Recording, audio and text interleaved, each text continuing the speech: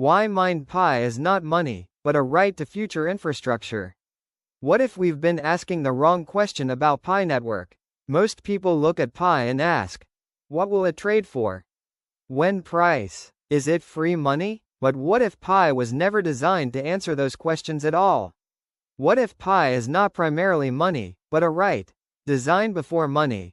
Why Pi starts where other crypto ends. Traditional crypto begins with scarcity and speculation. Pi begins with something more fundamental. What global infrastructure will people actually use? Who will build it, and how should access to it be allocated fairly? Pi's answer is radical. Build the infrastructure first, allocate usage rights through contribution. That means Pi is not a promise of future value. It is a record of contribution already made toward a system that will be used. So ask yourself, if you help build a global utility, should you not earn the right to use it? The paradox of free mining. People say Pi is free, but is using infrastructure ever free?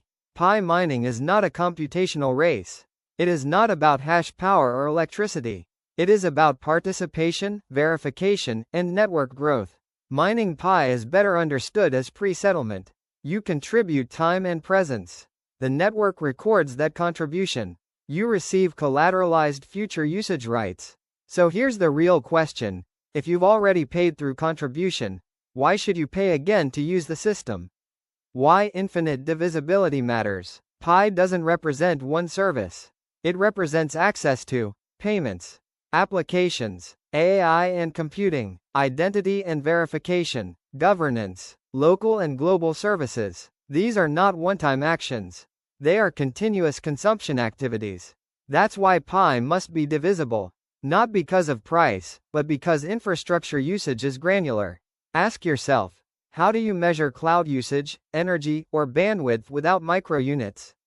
Pi functions more like cloud credits or infrastructure licenses than a traditional currency.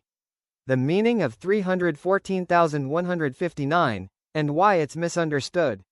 When people hear 1 pi equals $314,159, they assume price.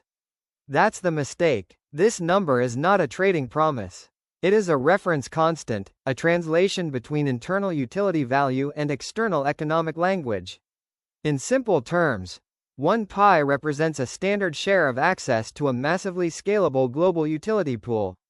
$314,159 is not what Pi will trade for. It is what replicating that access would cost in legacy systems. So the real question becomes, can the outside world recreate the same infrastructure cheaper? Why the reference cannot be easily ignored. Pi is not just a blockchain. It is also a distributed global computing and AI infrastructure, built by millions of verified humans. No mega data centers. No centralized control, no massive capital debt. Add to that, near zero payment friction, instant settlement, no borders, no FX layers. Now ask, what is the true cost of replacing all of that with legacy systems? Suddenly, $314,159 doesn't look outrageous. It looks compressed.